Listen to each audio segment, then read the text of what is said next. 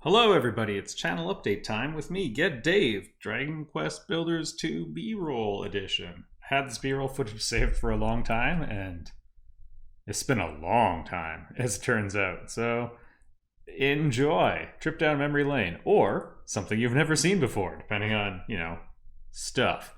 Anyway, also, brief side story. This is like my third time attempting to record the channel update, which is not unusual.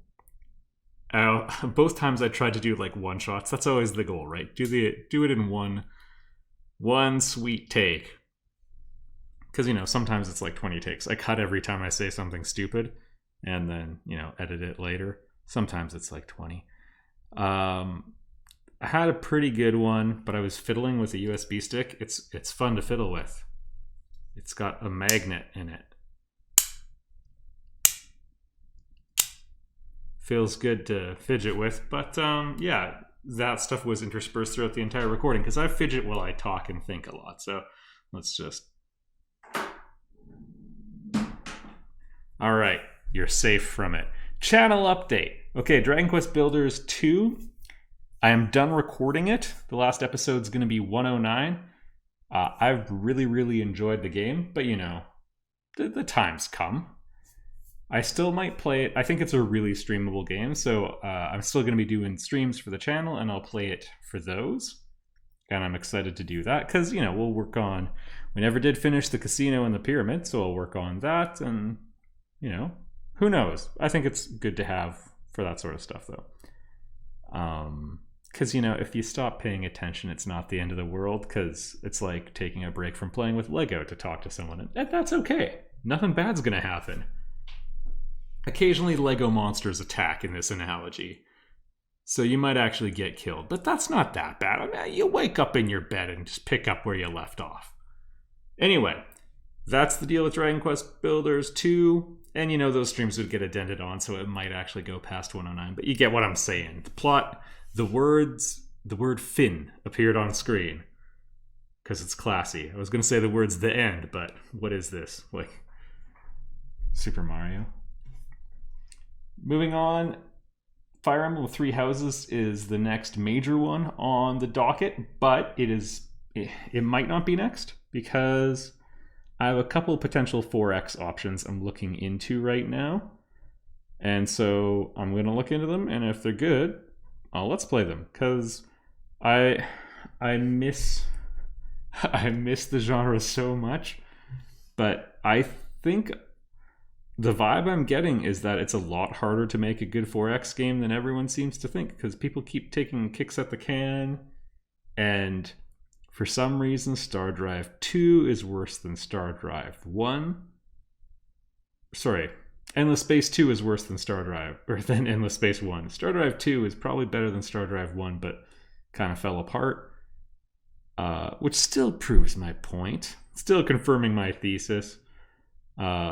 Galciv 3 is not as good as Galciv 2, even with, I don't know. It's tricky, but we got two candidates, and one is sort of a follow-up to Age of Wonders 3, which is a game I really liked, and that sort of has a different take on it, and that might be a virtue, because I'm starting to think games that are copying Master of Orion 2, I think we have to stop using that as our starting point.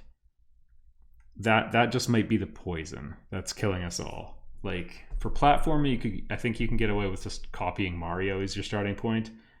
Whether or not that was officially done with like Mega Man and Sonic and Metroid, even, we'll call it a platformer for this purposes of this discussion. Castlevania, like whether or not those are actually starting for Mario, mechanically you could connect the dots that way, right?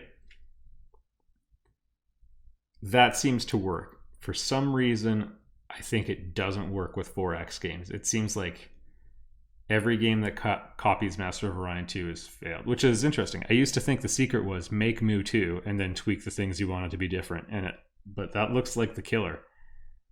So we'll see. I'm going to look into these a couple options. I have steeled high hopes, cautious optimism, but I miss the genre so much. I mean, that's like one of my two favorites. I like good RPGs, and I like 4X games. And the one muscle hasn't been worked out. In 5 years, and before that, it's probably been 5. Maybe we only get one good one every 5 years. Who knows? Anyway, I'm going to look into that. Those are typically short Let's Plays, so 3 Houses is going to be coming up soon either way. It's just a question of, is it going to be a week or a month? So that's what's new for the channel. Also, I got this sweet email. I thought this one was kind of funny. Very often you get a lot of, check out this game, for like mail lists you never signed up for. And like people, so occasionally it's people who have like really checked out your channel and think they've found a good match. A lot of the time it's just people volume shooting and cold calls and that sort of stuff. And like, I don't know why you would do it. I don't care how desperate you are for cash. Like just don't take a shot that's gonna miss. Don't do the Wayne Gretzky, you miss 100% of the shots you don't take. Like, just, you still don't try. Yeah, don't shoot from behind the red line. Anyway, I got YouTube advertise offer by someone with it looks like their last name's Wikipedia. Have a nice day, dear YouTuber. We are a cloud gaming company. We help your favorite viewers fight lags. We want to offer you from $50 to $500 for any type of advertising. We provide you with license and viewers. Recommend recording the gameplay. This will show you viewers the application interface and its functionality. Cool. So that's spam or a scam, one of the two. I thought that one was funny though. They don't always make me laugh. Moving on, let's talk about Patreon and streaming. So I put out a cry for help a couple months ago, just stating, hey, if you're on the fence about Patreon, now's the time. Please send help. And there was a really, really positive response, and it helps so much. And we'll get into more on that with the second part of the channel update. Yeah, I just want to thank everyone again who signed up on Patreon. It's not quite night and day. It's like twilight and day, but the help it provides is massive at a time like now. And I wanted to, as a thank you, like if people send me messages, I try to respond to all the direct ones anyway. Doubly so for Patreon.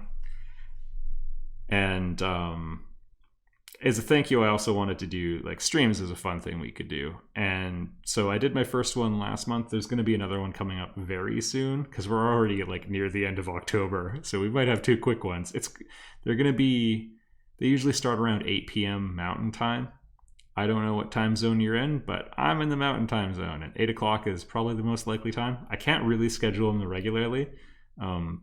But game design tells me that's more likely to keep, it's like a loot box now, it's more likely to keep your interest if it's Skinner box, so you never know when one's going to come up.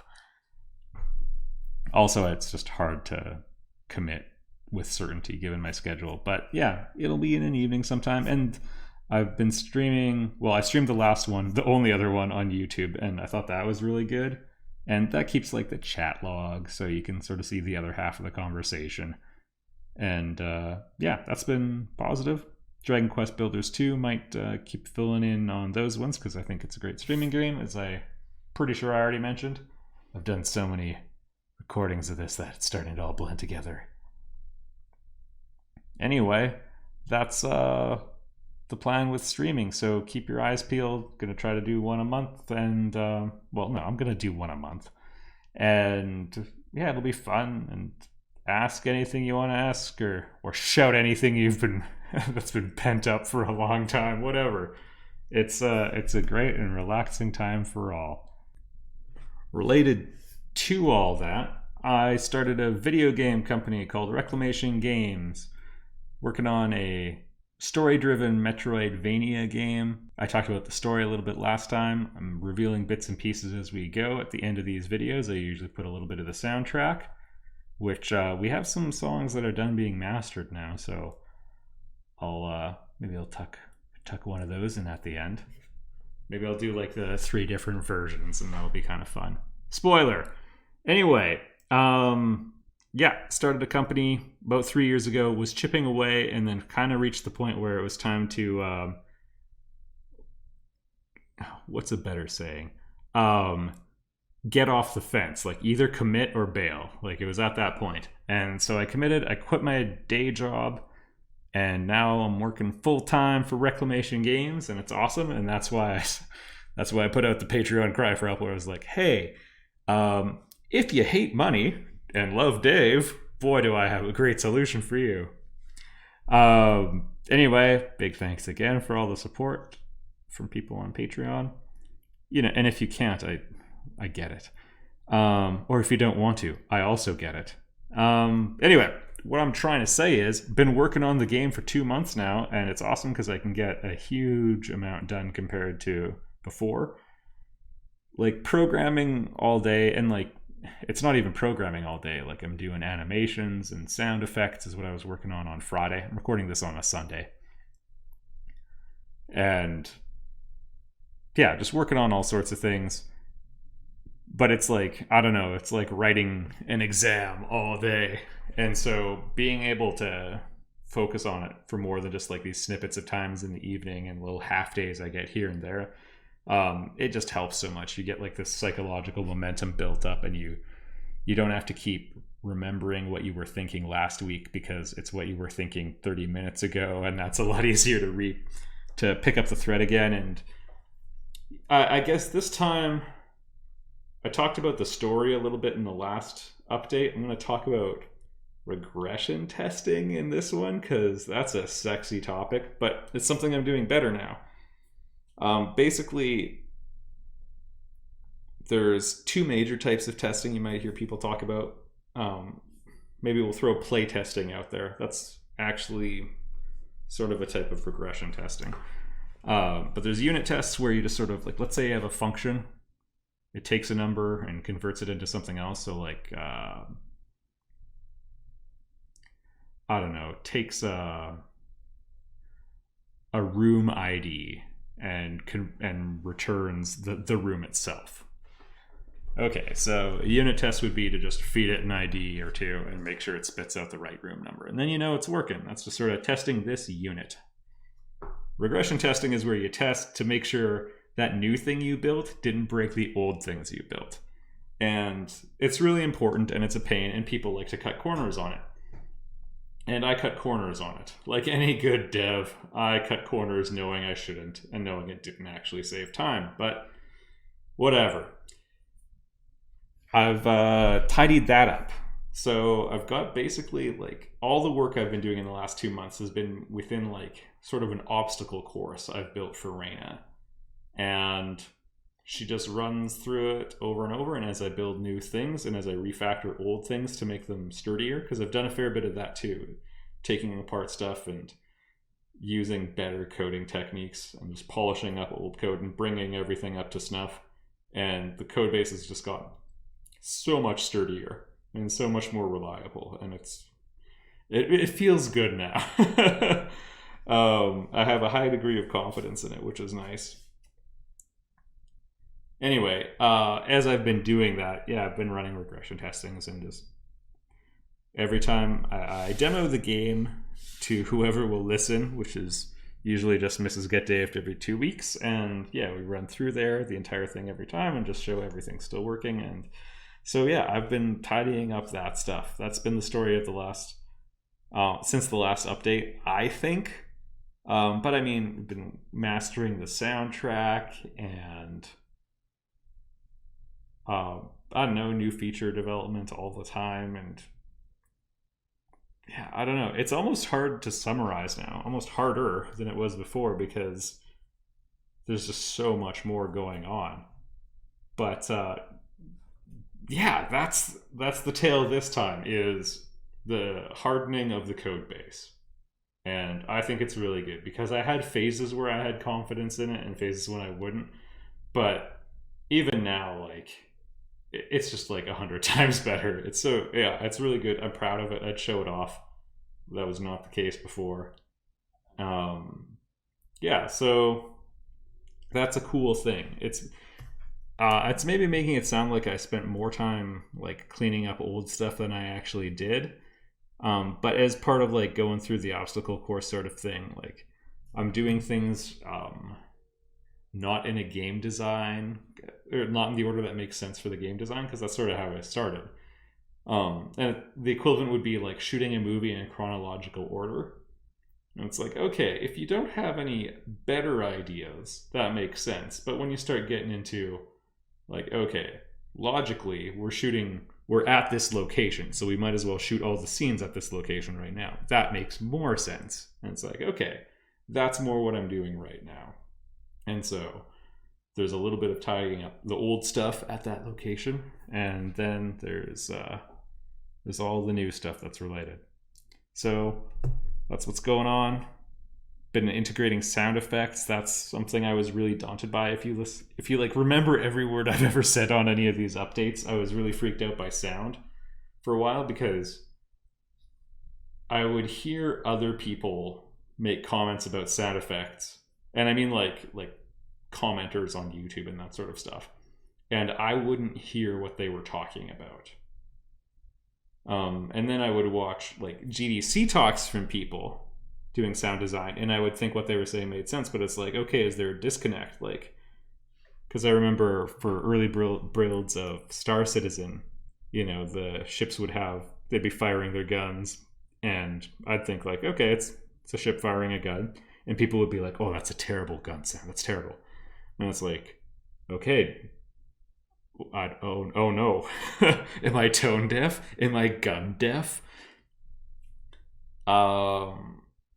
So that was something that kind of freaked me out. Like, hey, maybe this thing I think sounds good doesn't actually sound good, and I think it sounds good because I'm like a simpleton. I'm not an audiophile or whatever. But as I've been working on it, and my expertise on the subject is, aside from procuring some of the source sound effects, my expertise is mostly just messing around on Friday and like tweaking it and getting it integrated. But the process of getting it integrated into the game really simplifies a lot of things, because you can hear. I don't know, it's easier when you're like generating it and you dump it in there and you hear it right away. And the other big epiphany I had, which has made a big difference for me, and this might seem like someone sharing grade 1 stuff, but having only a couple sound effects when you're putting something together, and it's not like this for like video editing, because I have a ton of experience in that, not related to the channel even. The channel update stuff, it's a decent amount of work, but it's not hard. But I've done lots of sound editing for video, and it's different. For games, it seems a lot harder to me, but it's because silence is the default. In real life, if you record something, imagine a fight scene and you record it, and when people actually punch, it's not like the sound that's like awesome. It's very flat. Like if you imagine, a movie, Captain America uppercutting Thanos, and it's like, yeah, you hear one thing, but in real life, just like if you punch like a piece of meat, it doesn't really a dry on the outside piece of meat, like it doesn't, yeah, it's a terrible sound effect, but you still have it, it still exists, so you can improve upon it. In a video game, it is utter silence, and so everything sounds really out of place until you really start getting a decent number of them in there. So that was another big takeaway I've had in the last few days. I don't know, maybe it's interesting. That's what's going on. And on that note, I'm going to cut my losses here in this. And thanks for watching. Thanks for the interest in the channel. Thanks again to everyone on Patreon who kicked in. It is immensely helpful. And I'll see you in the next Let's Play or the next stream. Keep your eyes peeled. Have a good one, everyone.